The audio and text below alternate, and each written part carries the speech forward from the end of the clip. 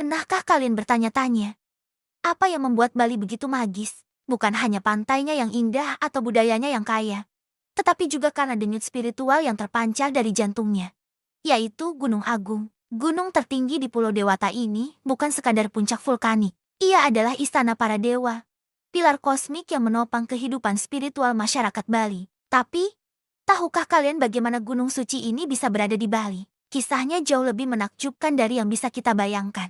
Ini bukanlah cerita geologi biasa, melainkan sebuah epik tentang para dewa, kekuatan kosmik, dan pemindahan puncak gunung suci dari tanah India. Mari kita selami bersama legenda terciptanya Gunung Agung.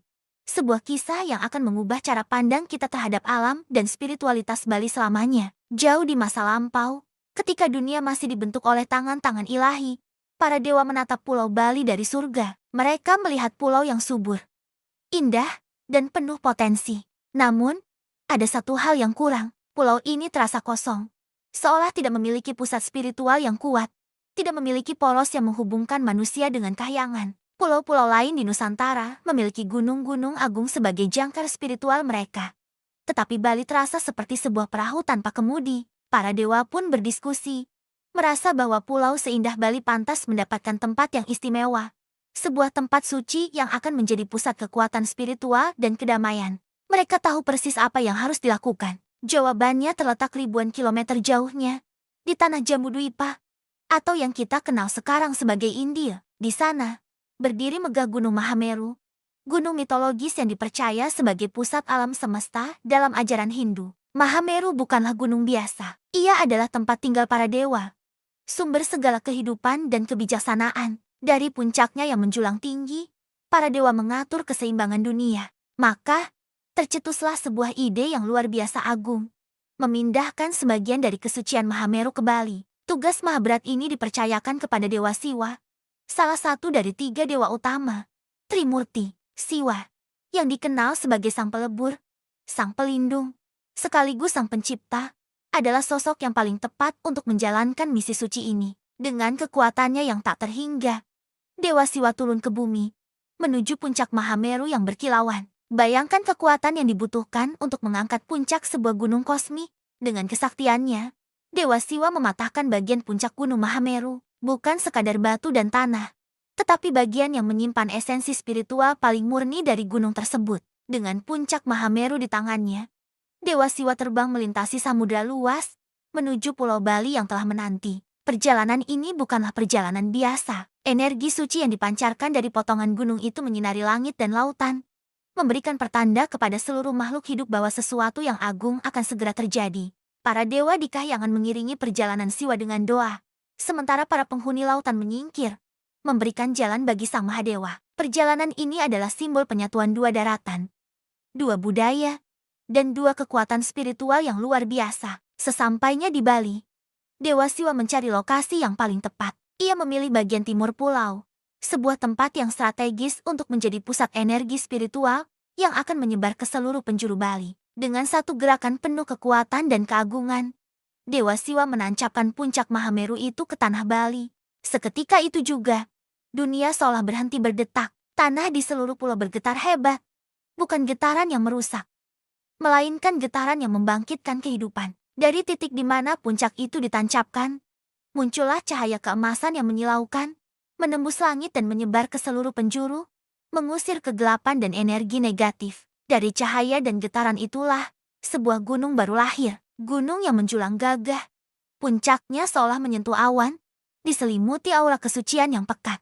Gunung itu diberi nama Gunung Agung, yang berarti gunung yang agung atau gunung yang mulia. Lahirnya Gunung Agung mengubah segalanya. Pulau Bali yang sebelumnya terasa hampa kini memiliki pusat, sebuah jangkar spiritual yang kokoh. Gunung Agung tidak hanya menjadi penanda geografis, tetapi juga menjadi istana para dewa di Bali, replika suci dari Gunung Mahameru. Masyarakat Bali percaya bahwa Dewa Siwa dan manifestasi dewa-dewi lainnya bersemayam di puncak Gunung Agung, mengawasi dan melindungi pulau beserta isinya. Oleh karena itu, gunung ini dianggap sebagai tempat paling suci di Bali. Posisinya yang paling tinggi menjadikannya simbol hubungan vertikal antara manusia, Bioloka, dunia tengah buah loka, dan dunia para dewa Swahloka. Gunung Agung adalah tangga spiritual bagi umat Hindu Bali untuk berkomunikasi dengan Sang Pencipta, untuk menghormati kesucian Gunung Agung dan sebagai wujud terima kasih kepada para dewa.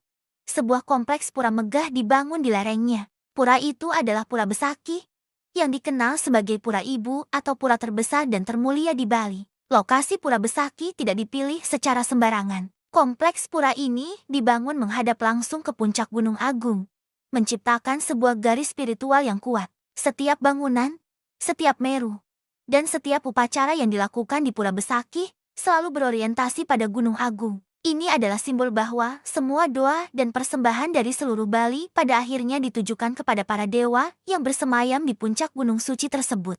Pura Besaki menjadi pusat kegiatan keagamaan, tempat di mana umat Hindu dari berbagai penjuru Bali datang untuk menyatukan doa mereka. Hingga hari ini, hubungan antara masyarakat Bali dan Gunung Agung tetap tak terpisahkan. Gunung ini bukan hanya dilihat sebagai objek alam, tetapi sebagai sosok yang hidup, bernapas, dan memiliki jiwa. Ketika Gunung Agung terbatuk atau menunjukkan aktivitas vulkaniknya, masyarakat Bali tidak melihatnya sebagai bencana semata, melainkan sebagai sebuah pesan atau pertanda dari para dewa. Mereka akan melakukan upacara besar untuk menenangkan gunung dan memohon keselamatan. Setiap tahun, terutama saat upacara besar seperti karya Ida Batara turun KB di Pura Besaki, ribuan umat Hindu akan berduyun-duyun datang. Mereka mendaki lereng gunung, membawa persembahan terbaik mereka, dan memanjatkan doa dengan penuh hikmat.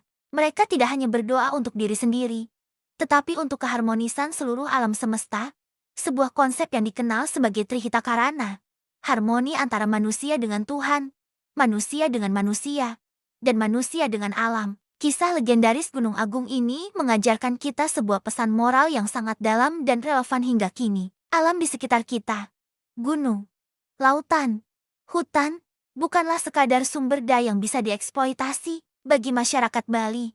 Dan seharusnya bagi kita semua, alam adalah ruang suci, gunung adalah istana dewa, sungai adalah aliran kehidupan, dan pohon adalah penjaga kebijaksanaan. Legenda ini mengingatkan kita untuk selalu menjaga dan menghormati alam.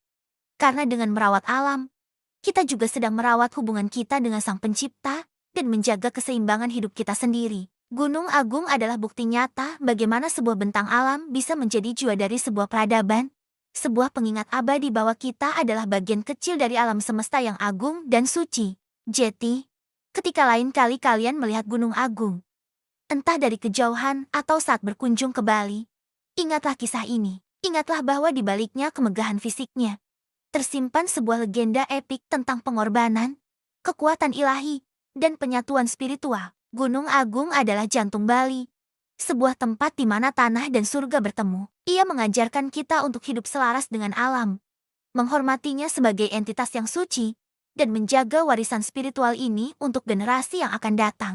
Karena pada akhirnya, menjaga alam adalah menjaga rumah kita, baik secara fisik maupun spiritual. Terima kasih banyak sudah menyimak perjalanan kita menelusuri legenda Gunung Agung. Semoga cerita ini memberikan inspirasi dan wawasan baru bagi kalian semua. Jika kalian suka dengan konten seperti ini, jangan lupa untuk menekan tombol suka, bagikan video ini ke teman-teman kalian, dan yang paling penting, subscribe channel ini agar tidak ketinggalan kisah-kisah menakjubkan lainnya. Sampai jumpa di video berikutnya.